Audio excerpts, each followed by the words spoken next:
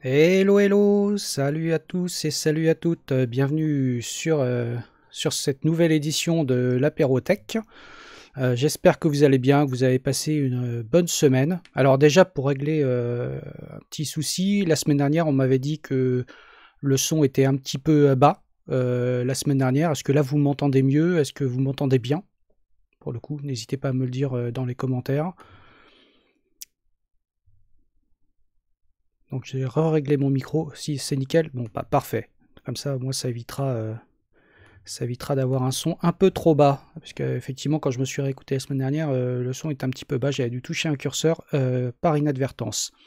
Bon, eh ben c'est super. On va donc faire, comme d'habitude, faire une petite revue de presse, de ce qui s'est passé un petit peu dans le monde des réseaux sociaux, de la tech, du dev de cette semaine.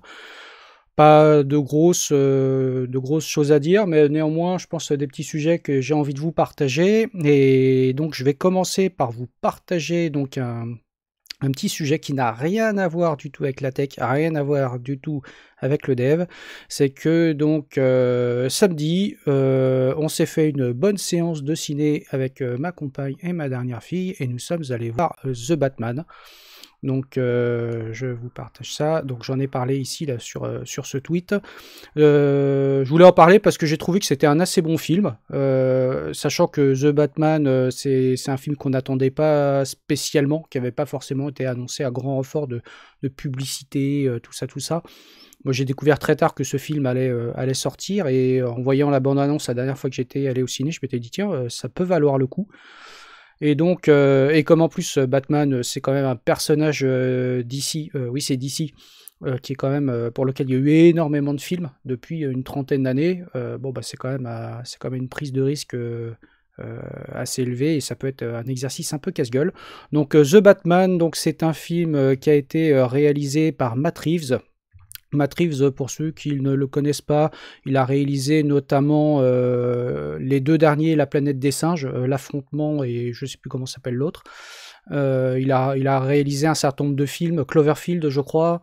Donc c'est un réalisateur qui a quand même pas mal d'expérience, mais qu'on n'attendait pas forcément sur le terrain du film de super-héros.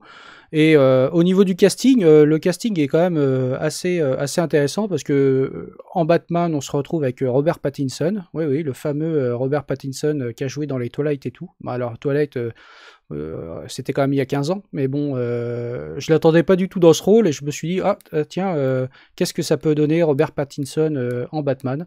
Et donc, je dois vous avouer que j'étais agréablement surpris. Il fait un Batman qui est quand même plutôt convaincant, j'ai trouvé. Ça a été, je trouve, un rôle qu'il a bien incarné. Et ce qui est intéressant dans ce Batman, c'est que, en fait, on voit très très peu Bruce Wayne. Là, pour le coup, on voit essentiellement Robert Pattinson en Batman, et c'est un film qui dure d'ailleurs très longtemps. Je n'étais pas allé regarder sur Allociné et autres les notes qu'avaient donné les spectateurs et la presse, et j'avais pas vu du tout que le film était très long. Mais pendant le film, à un moment donné, je me suis dit, ah bon, bah là, ça fait un moment que le film est commencé, on va arriver à la fin, il y a un rebondissement, ça y est, ça va se terminer, et hop, on remettait une pièce dans le flipper et ça repartait. En fait, le film dure quasiment 3 heures, 2h55 pour être exact. Donc si vous allez le voir, prenez le temps, allez faire pipi avant, parce que je pense que c'est nécessaire. Mais c'est vraiment un très bon film. Un film qui est très sombre, avec un Batman qui est plutôt réaliste, dans une société réaliste. C'est pas un film de super-héros à la Avengers avec des trucs complètement what the fuck qu'on peut voir. Là, on est plus sur un Batman qui est d'ailleurs qui est un Batman qui est dans sa deuxième année en tant que Batman, et dont on sent que c'est quelque chose qui pèse sur lui, sur lequel il a du mal à incarner ce rôle de super-héros. C'est-à-dire que les méchants le craignent, mais quelque part les habitants le craignent un petit peu aussi. Si vous allez le voir, vous le verrez notamment dans la première scène, la scène d'introduction. Et c'est un Batman aussi qui est assez brutal, à plusieurs endroits. Alors on voit pas du tout de sang dans le film. C'est un G PJ-13, on voit pas de sang, mais par contre, il y a beaucoup de brutalité, notamment dans les combats, et puis c'est un Batman qui s'en prend aussi plein la figure. Donc c'est pas le super-héros invincible comme on peut le dépeindre dans certains films ou certaines séries. Donc, enfin, en tout cas, c'était assez intéressant. Le film est plutôt construit comme une intrigue policière, un peu noire. Beaucoup de gens l'ont comparé à Seven, mais on est quand même très loin de Seven, qui était quand même un petit peu hardcore sur certaines scènes. Mais dans la construction, c'est un petit peu fait comme ça. Et du coup, on suit vraiment, c'est une véritable enquête policière un peu noire, un peu sombre, où on suit un tueur en série, qui est le Riddler, donc l'homme mystère pour ceux qui connaissent un petit peu la saga Batman. Et voilà, donc c'était vraiment un film qui était hyper intéressant, qui était très agréable à voir, en tout cas moi que j'ai beaucoup apprécié, ma compagne et ma fille aussi.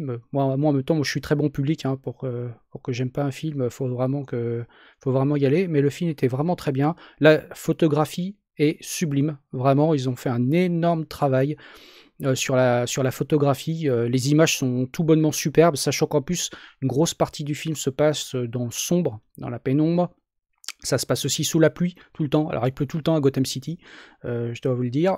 Mais le fait que ça se passe souvent dans la pénombre, dans le sombre, et parfois à l'aube, ce genre de choses, la photographie n'en souffre pas. C'est-à-dire que l'image est toujours lisible, l'action est toujours lisible. Il y a quelques scènes iconiques qui ont été faites, et c'était vraiment bien mis en scène. Vraiment un film, j'ai trouvé très réussi.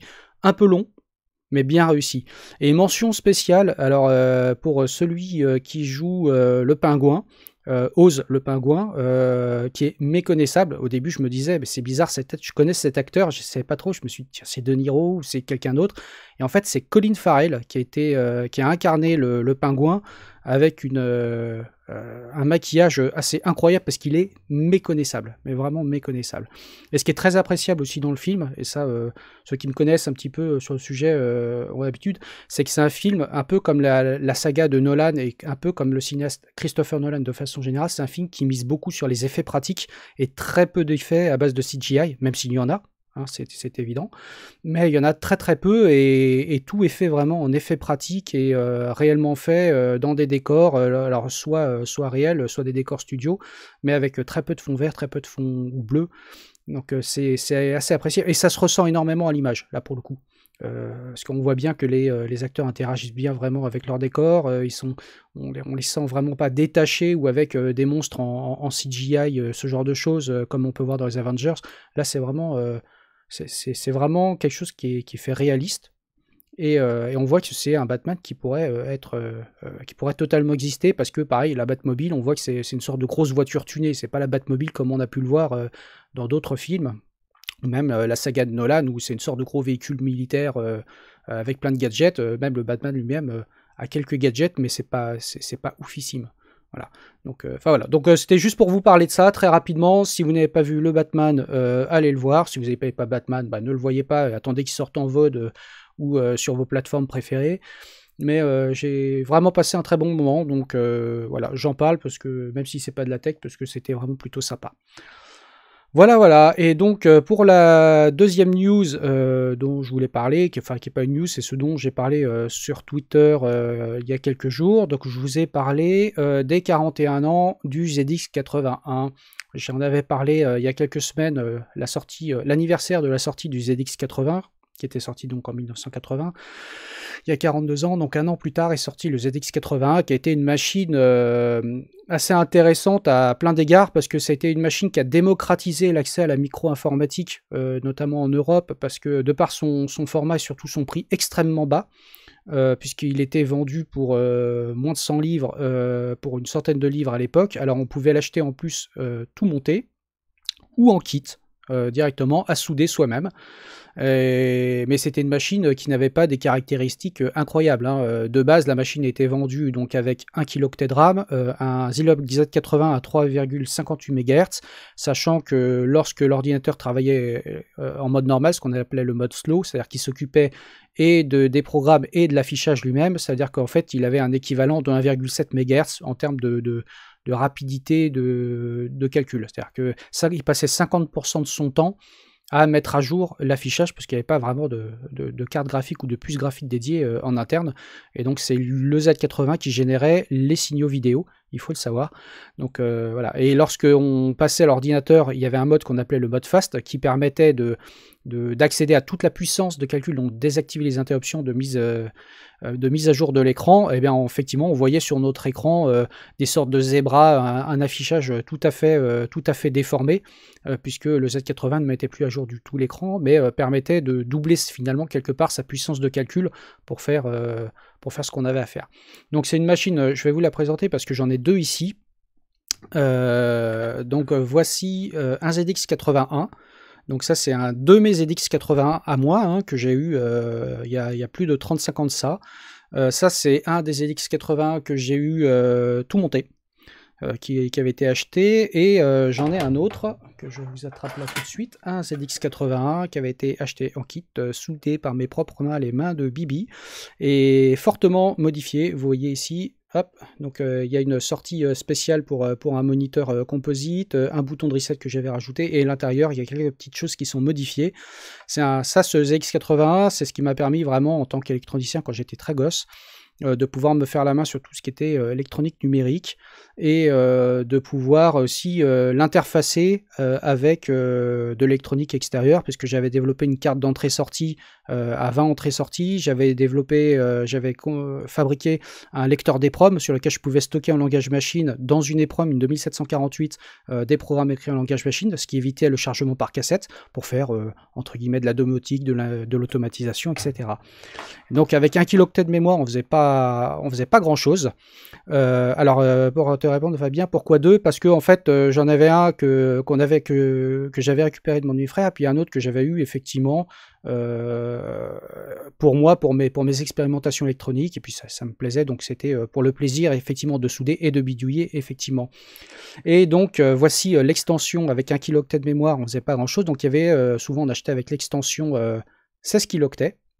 Donc ça, c'était une extension 16 kilooctets fabriquée par une firme qui n'était pas celle de Sinclair, parce qu'il y avait beaucoup de fabricants qui fabriquaient des périphériques pour le ZX81, dont des extensions de mémoire, parce que les extensions de mémoire Sinclair 16K étaient un peu chères, et donc on trouvait des sous-marques. Là, c'est Stonechip Electronics qui permettait donc d'avoir des extensions de mémoire 16K pour pas trop cher. D'ailleurs, je vous enlève l'arrière du boîtier, je vous montre un petit peu comment c'est fait.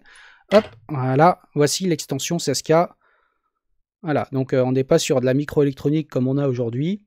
Donc là, vous voyez, on a 4 chips ici, donc, et derrière 8 chips qui sont soudés, avec évidemment nos petits condensateurs de découplage, quelques diodes par-ci par-là, le connecteur, un condensateur. Voilà, donc sachant qu'en plus je crois que le condensateur il va falloir que je le change, et sur mes deux ZX j'ai 2-3 condensateurs à changer parce qu'ils n'ont pas fonctionné depuis un petit moment. La dernière fois que je les ai branchés, ils commençaient à avoir quelques petits sursauts qui montrent bien que j'ai des condensateurs à changer, condensateurs chimiques, mais ça c'est assez classique. Donc voilà, donc ça c'est ce qui m'a réellement permis de me lancer sur l'informatique. Et donc de découvrir la programmation donc en basique déjà, puis ensuite l'assembleur, et d'allier tout ça à l'électronique, puisque c'était quelque chose qui me passionnait. Et là on voit effectivement Sinclair avait beaucoup travaillé sur le fait de faire une machine qui soit accessible financièrement parlant, quitte à prendre quelques raccourcis d'ingénierie un petit peu rapides, notamment je vous parlais donc 1 kilooctet de mémoire seulement, l'intérieur tel qu'est fabriqué le circuit imprimé, c'est un peu à l'image de cette extension de mémoire, c'est-à-dire qu'on voit bien que c'est quelque chose qui était fait un petit peu à l'économie, entre guillemets, c'est-à-dire ça fonctionnait, mais un petit peu à l'économie. Et puis quelques petits défauts d'ingénierie, là où on se rend compte que ici, sur le côté, vous avez 3 jacks. Voilà, je vais me mettre comme ça. Donc vous avez le jack ici d'alimentation, le jack pour le micro, et le jack pour la sortie Airphone et la sortie TV. Donc et là on voit bien qu'en fait sur la partie alimentation et entrée micro et Airphone, en fait si on n'y prenait pas garde, on pouvait injecter directement le 9 volts sur l'entrée micro ou sur la sortie Airphone. Donc effectivement, il ne fallait pas se tromper, parce que ça c'était un coup à détruire directement le ZX80, même si je crois que, si je me souviens bien, il y a des diodes à l'intérieur pour éviter ça. Mais en fait, ils ont fait des économies d'échelle en se disant, bon, on va prendre les 3 mêmes connecteurs plutôt que 2 connecteurs et un différent pour l'alimentation. Ça permet de faire des économies d'échelle, puisqu'il s'en est vendu quand même 1,5 million d'unités. Et donc voilà, ils ont fait des économies d'échelle sur plein de petits tricks comme ça de fabrication et d'ingénierie. Et puis bon, le clavier à membrane souple qui était totalement imbitable pour pouvoir frapper, puisque là c'est pas un clavier mécanique, hein, c'est une petite membrane souple, ce qui permet de faire contact en dessous. Donc, et chaque touche, en fait, lorsqu'on tapait au basique, on ne tapait pas les mots-clés directement, mais chaque touche était liée à un mot-clé, ce qui permettait comment je dirais, d'économiser sur le nombre de tokens qui étaient stockés, notamment sur la cassette, etc. Donc en fait, à chaque touche, il y avait un token basique qui était lié et qui nous permettait donc de gagner en espace, en mémoire, et aussi, je pense, notamment sur l'interpréteur basique qui était à l'intérieur. Voilà. Ouais, donc Goose, effectivement, il était très petit, hein, c'était vraiment un form factor très très très petit. Ce qui permettait, notamment pour tous les électroniciens comme moi, c'était une joie parce que ça permettait de pouvoir bricoler assez facilement, on pouvait l'ouvrir facilement, intervenir facilement dedans. C'était pas lourd parce qu'il pèse que quelques centaines de grammes. Et puis par contre, lorsqu'on rajoutait après derrière la petite imprimante thermique, le lecteur magnétophone, la télé, etc., bah, ça faisait vite une petite mélasse de fils et ça prenait vite un bureau en entier. Mais tout seul, effectivement, il prenait pas beaucoup de place. Voilà, donc je voulais vous reparler du ZX81 parce que c'est une machine qui est quand même assez iconique du début des années 80 et qui a vraiment contribué à démocratiser l'informatique et la programmation de façon générale. Et d'ailleurs, tous ceux qui ont réagi sur mon tweet, si je vous remets le tweet, et donc il y a eu pas mal de réactions, tous ceux qui ont réagi sur mon tweet se disent « Ah, mais tiens, c'est la machine sur laquelle j'ai commencé, ah bah tiens, j'en ai encore un, ah bah tiens, moi j'ai eu ça pour commencer, puis ensuite j'ai eu un CPC 464, salut Philippe, si tu me regardes, etc. Il y en a d'autres qui disent, j'en ai sauvé un il y a quelques années et qui fonctionne encore, enfin, encore un qui dit, Hey Olive, qui dit, hey, j'ai travaillé dessus, moi j'ai commencé avec ça, enfin bref, tous ceux qui sont un petit peu de la génération des 45-50 ans, pour beaucoup, ont commencé avec cette machine avant d'avoir quelque chose d'un peu plus sérieux. Le plus souvent derrière, c'était soit un Amstrad CPC pour ceux qui restaient sur du 8 bits, ou plus tard ceux qui ont basculé plutôt sur les Atari ST, les Amiga ou les MSX pour ceux qui ont la chance d'en avoir sous la main. Voilà pour ce petit sujet sur le ZX81, et donc je vais embrayer sur un autre sujet, un sujet dont j'avais sûrement, c'est même sûr, j'en avais déjà parlé sur Twitter il y a super longtemps, et c'est réapparu là très récemment dans les trending topics de GitHub. Donc c'est un site, un dépôt Git qui permet de centraliser des e-books au sens très large du terme, pas e-book au sens forcément EPUB ou PDF, mais des e-books, des livres sur la programmation informatique dans différents langages. Donc, si vous allez sur GitHub, vous allez sur GitHub/ebook Foundation Free Programming Books, et vous allez trouver un nombre de ressources incalculables qui a été vraiment centralisé dans à peu près tous les langages, alors beaucoup en anglais, mais pas que, parce qu'on voit qu'il y a de l'arabe, il y a du français, il y a du finnois, il y a plein de choses. Sur tout ce qui est programmation au sens très large du terme, quel que soit le langage, quelle que soit la techno, etc. Donc c'est rangé, donc si vous pour regarder sur c'est rangé soit par langage de programmation, soit par sujet.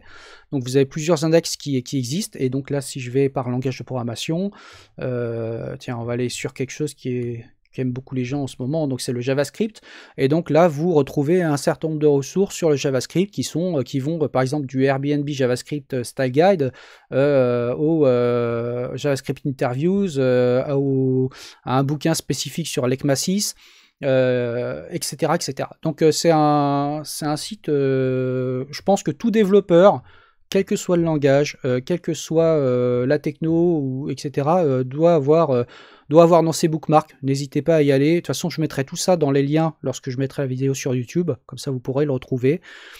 C'est vraiment une mine d'informations assez incalculable pour tous les développeurs, parce que vous prenez n'importe quel langage, même par exemple, c'est un langage que j'affectionne particulièrement, vous le savez, c'est le C++. On retrouve tout, hein, ça va du fameux C++ annotation.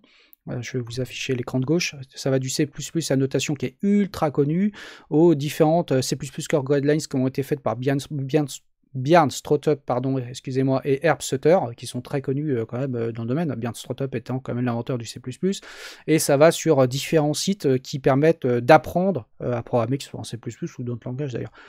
Donc voilà, donc n'hésitez pas à aller voir, bookmarker. Je suis certain que si vous prenez ne serait-ce que 10 minutes pour aller regarder ce qu'il y a comme ressources sur votre langage ou votre techno favorite, je peux vous assurer que vous allez trouver plein de choses. Et évidemment, n'hésitez pas, s'il y a des ressources qui n'y sont pas sur Free Programming Books, à leur soumettre des pull requests, parce qu'ils acceptent les pull requests, ou d'envoyer directement aux auteurs par email, par message, directement le lien vers une ressource qu'ils n'auraient pas, et ils l'ajouteront et ils la référenceront directement sur cette page.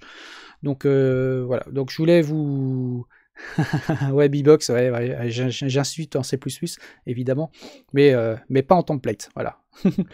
Mais donc voilà, donc je voulais vous repartager ça parce que c'est là je l'ai vu réapparaître dans les trending topics de GitHub. Et je me suis dit tiens, j'en avais parlé il y a un moment, c'est toujours bon de faire une petite piqûre de rappel parce que même moi de temps en temps, tiens, j'ai envie d'aller chercher des trucs qui sont pas forcément ultra connus ou ultra mainstream, et on peut retrouver pas mal de choses. D'ailleurs, j'en profite que monsieur Fabien Trégan soit dans le chat pour lui montrer, tiens, sur l'écran de gauche, regarde, mon petit Fabien, des choses qui pourraient t'intéresser. Voilà, tu as sur toute la partie, parce que ça fait partie du talk, notamment qu'on va donner bientôt, donc toute la partie assembleur. Et là, je pense que tu peux retrouver des choses très intéressantes pour toi, et sur la partie non x86, et notamment le 6502, dont je sais que tu affectionnes particulièrement. Voilà. Donc voilà, donc ouais, comme tu dis, Bbox, ouais, c'est bien sympa, c'est gratos, c'est bon à prendre, et puis c'est vraiment une mine d'informations considérable qui est centralisée au même endroit, donc c'est plutôt appréciable. Voilà. Donc je vais passer à la suite. Donc pour la suite, je vais revenir sur quelque chose qui s'est produit il y a quelques jours. Vous avez sans doute entendu parler de Nvidia qui s'est fait hacker il n'y a pas longtemps, il y a peut-être moins de 2 semaines de ça. Donc effectivement, pour ceux qui ne le savent pas, Nvidia a subi une attaque massive et une intrusion sur son système d'information. Pour lequel donc des hackers ont volé des informations. Alors des informations déjà concernant 70 000 employés de Nvidia et qui menacent de diffuser sur différents réseaux Darknet et autres, etc. contre rançon, sinon. Et c'est surtout qu'ils ont capté aussi du code qui menace de Nvidia de diffuser si Nvidia n'accepte pas leur demande. Et leur demande, elle est assez intéressante pour les hackers. Alors il y a différentes demandes, c'est dans une des demandes, c'est de débrider les cartes graphiques pour tout ce qui est minage de crypto-monnaies. Donc Ethereum, Bitcoin, tout ça, etc., puisque vous le savez, il y a beaucoup de constructeurs, dont Nvidia, qui vendent des cartes graphiques et qui les ont bridées par rapport à ça, pour éviter justement que le marché soit totalement asphyxié par les gens qui achètent des cartes graphiques en gros volume pour pouvoir faire des fermes de minage. Donc il y a ça, c'est de débrider les cartes graphiques par rapport à ça. Et un autre sujet, c'est de mettre en open source plusieurs technologies que Nvidia a développées, notamment le DLSS qui permet de faire de l'upscale, qui a été fait basé, alors si ma mémoire est bonne, sur du machine learning pour pouvoir faire de l'upscale sur des machines qui normalement ne sont pas prévues donc pour avoir une meilleure définition, une résolution plus élevée, même quand donc une amélioration d'image, même quand notre hardware n'est pas forcément fait pour ça ou ne suit pas. Donc de mettre le DLSS online, et aussi de mettre en open source le code de leur pilote, de leur carte graphique. Et ça, c'est quelque chose qui est revenu depuis maintenant plus de 20 ans par rapport à Nvidia, puisque Nvidia, vous le savez, fournit des pilotes en source fermée, notamment pour les systèmes alternatifs comme Linux, notamment.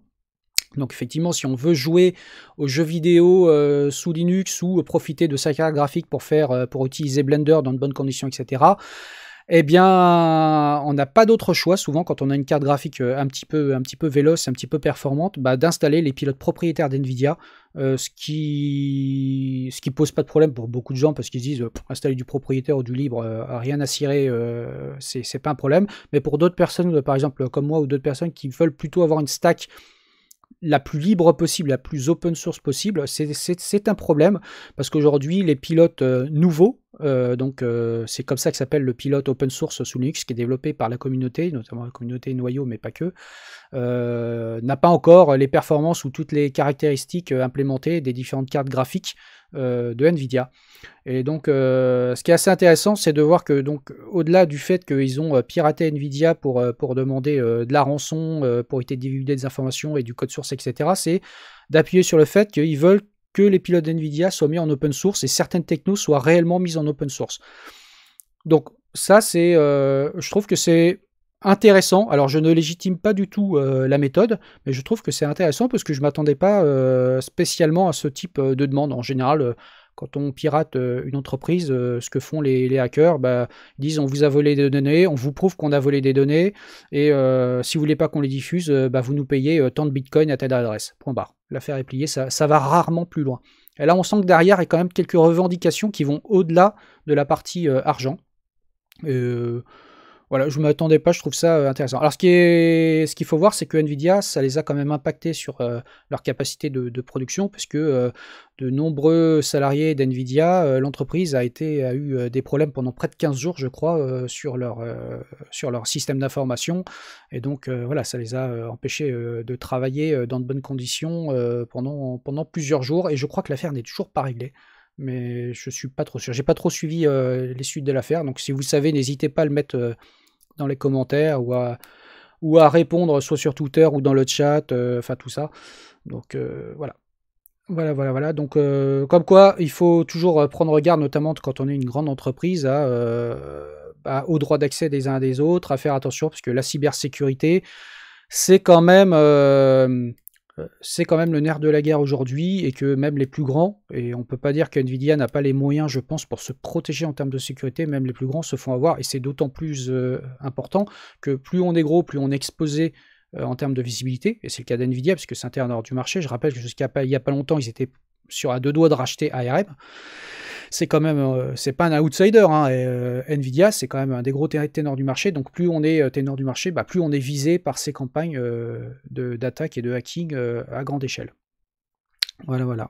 Donc, alors Thierry, tu dis c'est pas là où NVIDIA prétend avoir contre-attaqué et piraté les pirates. C'est possible, j'ai vu un truc passer par là, mais tu sais, il y a tellement de n'importe quoi qui circule sur Internet, ou du FUD, ou des gens qui imaginent des choses. Je sais pas, je voudrais pas dire de bêtises, mais ce serait pas impossible. Mais j'ai envie de te dire, je sais pas. Faudrait qu'on regarde. Mais je crois que, en tout cas, à ce jour, l'affaire n'est toujours pas derrière NVIDIA, et je crois qu'ils ont encore toujours des problèmes. Ils sont plus ou moins encore en tractation avec les pirates pour essayer de limiter la casse. Voilà. Et sujet suivant, donc je vous en ai parlé ce matin, ça a déclenché quelques commentaires assez intéressants. Donc c'est sur la vulnérabilité qui est sortie il y a 2 jours, je crois, sous le doux nom de CVE 2022-0492. Donc c'est une vulnérabilité au niveau du noyau Linux, qui est assez importante. Déjà, je vais rassurer les gens, c'est pas une vulnérabilité qui est exploitable à distance. Il faut avoir un accès physique à la machine, il faut qu'on ait un exécutable qui tourne physiquement sur la machine pour pouvoir l'exploiter. Et donc, c'est une vulnérabilité qui permet de détourner les cgroups, une fonctionnalité des cgroups qui permet donc de s'échapper d'un conteneur lorsqu'on a une application qui fonctionne en conteneur. Que ce soit un conteneur de n'importe quel type. Beaucoup de gens, tout de suite, ont parlé de Docker dans les commentaires. Et Docker, forcément, est concerné par ça, mais pas que Docker. Il y a LXC, LXD, pardon. Il y a d'autres types de conteneurs qui sont concernés par ça, et pas que des conteneurs. C'est-à-dire tout logiciel sous Linux qui exploiterait les cgroups d'une manière ou d'une autre, et qui serait conteneurisé d'une manière ou d'une autre. Donc conteneur au sens très large du terme. Donc ça permet de s'échapper d'un conteneur en brisant l'isolation qui est faite au niveau du noyau, et simplement en positionnant un fichier quelque part à un certain endroit.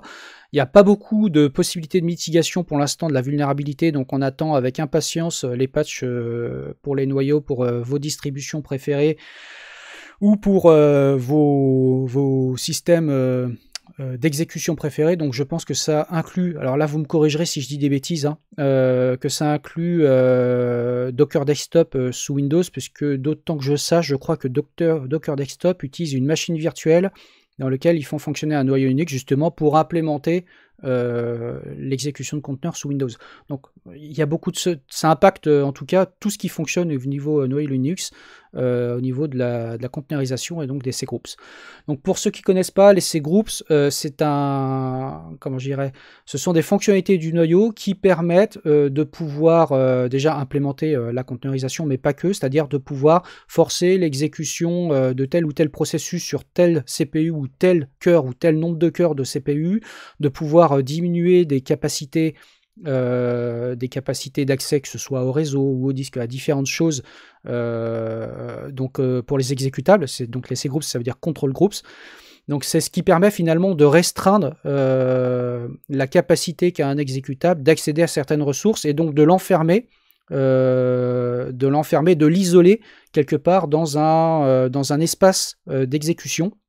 Et souvent, les cgroups permettent aussi donc de créer ce qu'on appelle les namespaces qui sont des espaces de nom, qui permettent effectivement d'isoler d'une certaine manière, en partageant le même noyau, des OS, des Linux, des exécutables qui fonctionneraient en parallèle de votre système d'exploitation Linux. Donc c'est ce qui permet de faire que les conteneurs fonctionnent aujourd'hui, les conteneurs Docker, mais aussi par exemple LXC. Quand vous utilisez LXC, moi je suis grand utilisateur de LXC, notamment avec Proxmox, mais pas que. C'est ce qui permet d'avoir par exemple un OS CentOS qui tourne dans une Debian, ou vice-versa. Donc ça permet donc de créer des espaces de nom, et ce qui tourne dans le conteneur, ça permet aussi de faire croire au conteneur qui tourne avec les droits root, alors qu'en fait l'utilisateur réel qui s'exécute n'est pas du tout root. Voilà. Donc ça c'est aussi une des problématiques de la conteneurisation. On l'exprimait pas mal ce matin dans le thread. Il y a beaucoup de personnes qui parlaient de dire ah bah tiens, tous ceux qui exécutent Docker en route, ils doivent commencer à transpirer, etc., etc. Alors alors pour répondre à ta question, René, je crois que c'est une grosse partie des cgroups V1 qui sont impactés, mais je crois aussi V2. Mais en tout cas, tout ce qui est en V1, ça c'est clair, c'est impacté, pour répondre à ta question. Et donc, je disais, oui, tous ceux qui disent, tous ceux qui font tourner des conteneurs Docker en route sont impactés, etc., etc. Et en fait, je pense qu'il y a, au vu des différents échanges qu'il peut y avoir sur ce thread et sur d'autres threads d'ailleurs, il y a toujours une petite incompréhension qui existe autour de ce que ça veut dire faire tourner un conteneur sous route. Parce que comme je l'expliquais, c'est pas parce que dans le conteneur, vous avez un programme qui tourne avec, entre guillemets, l'utilisateur root, que en vrai, c'est le vrai utilisateur root du noyau que l'on partage qui a ses droits. Donc on fait souvent de la translation du ID qui permet de dire que l'utilisateur root de mon conteneur Tartampion, en fait, il correspond à l'UID 1 268 322 de mon système d'exploitation qui héberge mon conteneur.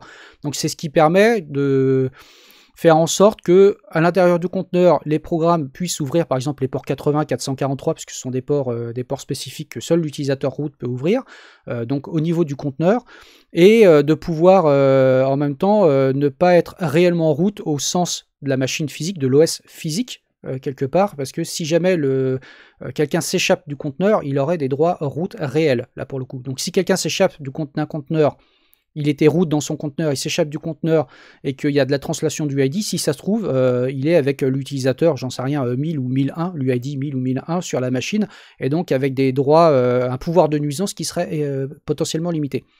Voilà. Donc, alors il reste des devs qui lancent Docker lui-même à coup de sudo.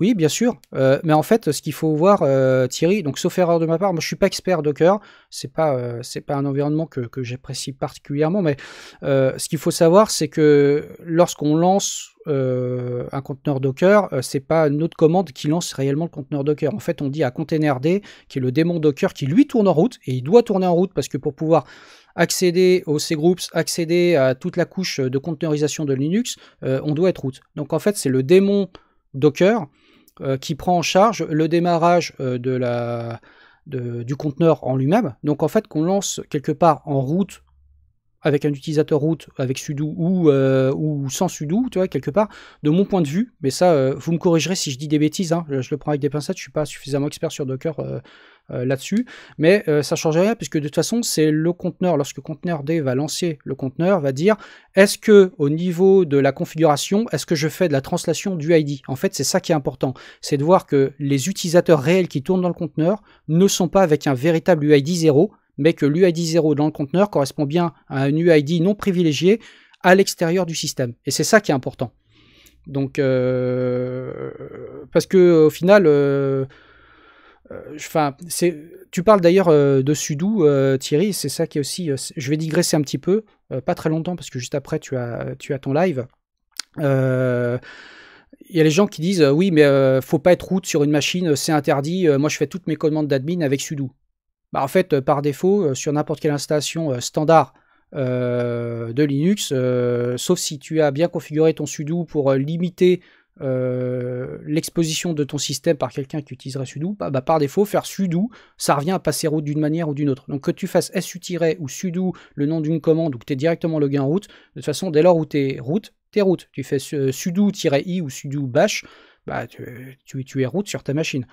Donc en fait, si on veut vraiment renforcer la sécurité de la machine, il faudrait que le sudo ne puisse, et ça on peut le paramétrer, mais c'est pas ce qui est fait sur de nombreuses machines, de dire que le sudo de tel utilisateur, par exemple, n'a pas accès à la partie, au groupe qui gère le réseau, ou ce sudo n'a pas accès au fait de pouvoir lancer tel ou tel démon, etc. Donc il y a plein de possibilités de configuration avec sudo. Donc de mon point de vue, sudo n'est pas de la sécurité. Sudo permet juste à des gens qui sont connectés avec leur nom d'utilisateur lambda qui n'a pas de privilège particulier, de passer très rapidement une commande en mode administrateur sans forcément basculer sur le compte de l'administrateur. Donc dès lors où on fait sudo ifup pour monter une interface, bah, en fait ça revient à passer route. Hein. Donc de toute manière, ça ne change rien. Et donc je reviens au sujet Docker. Pour moi, je pense que si le conteneur Docker est bien configuré, que le Docker Compose est bien fait et que toute la conf à l'intérieur du conteneur est bien faite, par exemple, si vous lancez un serveur Apache à l'intérieur d'un conteneur, bah, en fait, si c'est bien fait, normalement, votre serveur Apache avec sa conf, il va tourner sous le compte 3W-Data, qui sera le compte 3W-Data du conteneur et pas forcément le compte 3W-Data de la machine qui héberge le conteneur. Même si vous l'avez lancé avec sudo, bah, l'Apache ne tournera pas avec le compte root. Il tournera avec le compte 3W-Data du conteneur. Voilà, donc, ouais, t'as vu ça, hein, Thierry, hein, je suis fort, je suis revenu tout seul à mon sujet, j'ai pas trop dérapé. Mais je vois l'heure et donc, je vais bientôt conclure. Donc voilà, je voulais parler de cette très rapidement de cette faille qui, voilà, on va pas faire agiter les drapeaux rouges en disant attention, tout le monde, il y a péril en la demeure, vos machines vont se faire hacker. Oui, il y a une faille de sécurité, mais soyez tranquille, cette faille de sécurité n'est exploitable que s'il y a un accès à la machine, que si vous utilisez un conteneur au sein de votre machine qui ne provient pas d'une source légitime ou d'une source vérifiée, si vous faites tourner votre propre code dans le conteneur, il n'y a pas de raison que votre propre code à vous se dise tiens, si j'allais hacker la machine pour en prendre possession. Enfin, voilà. Par contre, c'est si vous téléchargez des conteneurs qui viennent de sources plus ou moins fiables, là par contre, prenez garde le temps que votre noyau soit patché. Voilà, donc c'est tout pour aujourd'hui. Encore une fois, le temps passe très vite. Donc je vous remercie infiniment d'avoir assisté à mon live, et puis n'hésitez pas encore à partager dans les commentaires ou sur Twitter, et comme je le disais, je vais mettre donc le replay sur YouTube, je vous mettrai donc le chapitrage, je vous mettrai les liens qu'on a évoqués, comme ça vous pourrez aller voir ça à tête reposée, notamment sur FreeBooks, je pense que ça peut vous intéresser très fortement. Et puis je vais essayer de découvrir en live comment lancer un raid sur la chaîne de Titimobi, donc je vais essayer de faire ça. Alors, Titimobi, mais peut-être qu'il n'est pas encore en live, donc c'est peut-être un souci pour le coup. Donc, hop. T'as lancé ton stream juste à l'heure pour moi. Ah, ça c'est vraiment gentil. Mais je ne te trouve pas. Donc je suis encore un peu noob, hein, je peux vous l'assurer. Hein. Donc je vais essayer de voir Donc lancer un raid, Titi. Bah, il me met aucun résultat trouvé, mon bon Thierry. Donc je n'arrive pas à lancer de raid sur ta chaîne. Ça c'est embêtant. Ah, alors attends, je retente. Lancer un live.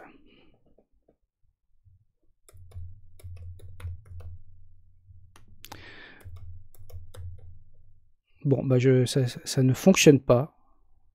Je ne sais pas pourquoi. Est-ce que tu autorises les raids? Alors, depuis le chat, /raid. Ouais. Suivi d'un espace et Titi Mobi. Alors, je fais ça. Le raid a été créé. Ah, ouais. Ah, merci Thierry pour le... Parce que moi, j'ai essayé de le faire directement depuis le bouton, depuis l'interface, mais ça ne fonctionnait pas. Donc, on va lancer le raid chez Titi Mobi, et donc, allez le voir, il a plein de super choses à nous raconter, encore une fois, comme d'habitude. Et puis moi, je vous dis à lundi prochain. Bye bye.